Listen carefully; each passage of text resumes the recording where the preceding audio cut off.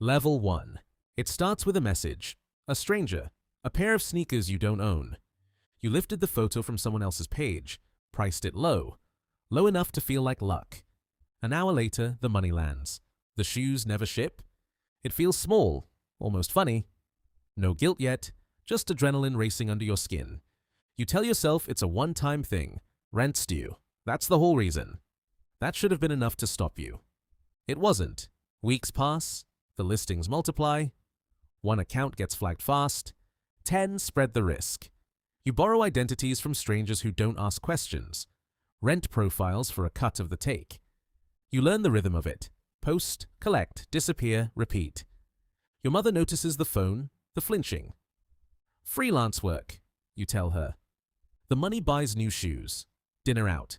A little room to breathe. It feels like survival. Not crime, just hustle, just getting by. Somewhere, a stranger refreshes a tracking number that will never move. Somewhere, another one writes a bad review no one will ever read, then gives up and moves on with their day. Level 2. A man online calls himself a mentor. He finds people like water, finds low ground. He doesn't teach you to steal, he teaches you to be loved. Not you, a version of you. A doctor stationed overseas, too busy saving lives to video call. An oil rig engineer, kind eyes, a stolen photo. He hands you scripts for grief, for hope, for waiting. You learn to listen. You learn what a lonely widow needs to hear at 2 a.m. Months of messages. Promises of a life together, once he's finally home. Poems written at midnight, borrowed from someone else's heartbreak, sent as if they were your own. She calls you her miracle. The first time she sends money, for a ticket, a fee, an emergency, your hands shake. The 10th time, they don't. You tell yourself she's happy. She has someone now. You don't finish that thought. The one about what happens when the money runs dry and the messages slow and then stop. Your girlfriend notices you're distant. Phone always face down. Just work, you say. It is. Just not the kind she thinks. Level 3. Bigger rooms now. Scripts. Shift schedules. A manager counting your calls per hour. You're not a lonely heart anymore. You're a bank. A courier. A calm voice that already seems to know everything about them. Fear moves faster than love ever did. A frozen account. A package stuck at customs. A problem only you can fix. Right now, before it's too late. You listen to strangers panic and feel almost nothing. That's the first time you notice it. The nothing. Where guilt used to live, there's just weather now. It passes through, leaves nothing behind. You get good at this. Faster. Colder. The manager notices too and moves you up a tier with a small raise to match. Your daughter is born that spring. Small. Furious. No idea what her father does after dark. You hold her and swear, silently, this is the last level.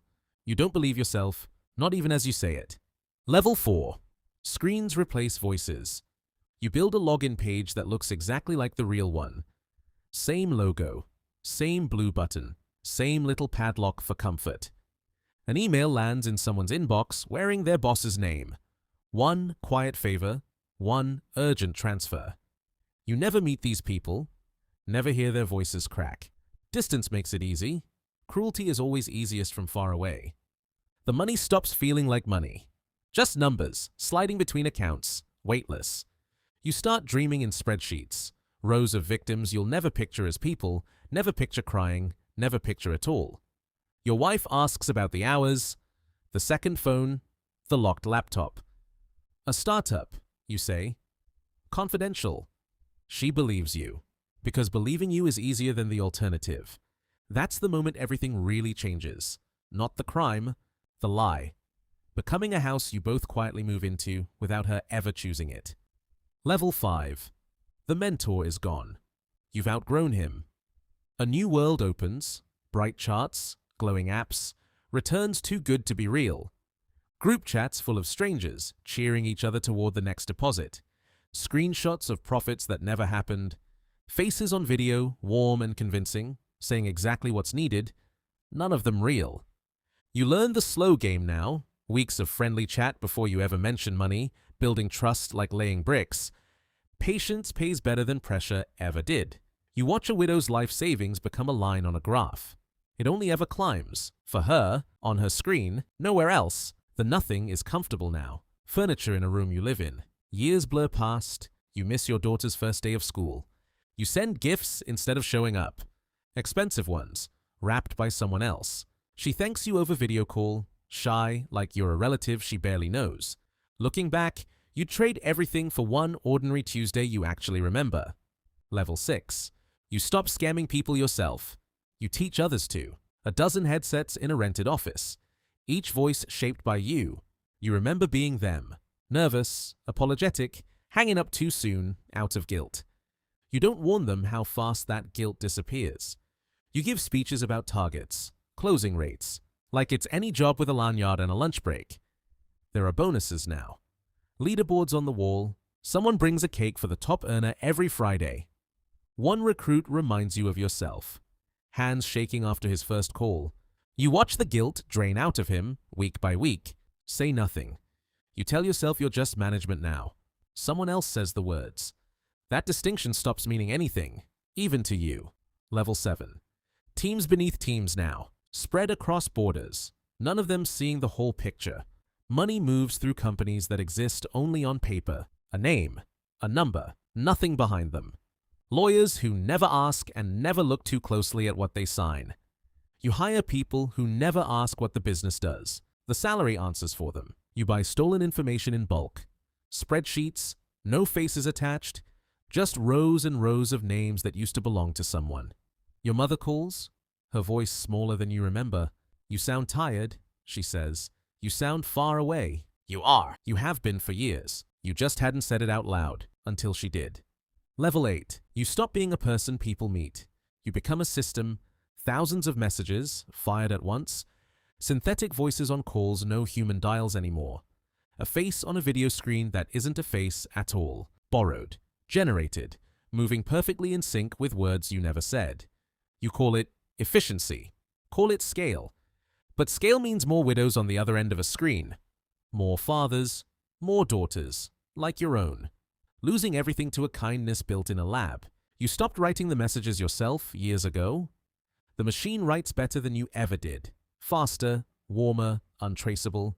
You haven't seen your daughter in 3 weeks. She stopped asking when you'll be home. That silence is louder than any accusation. Level 9. Hundreds of people work for you now.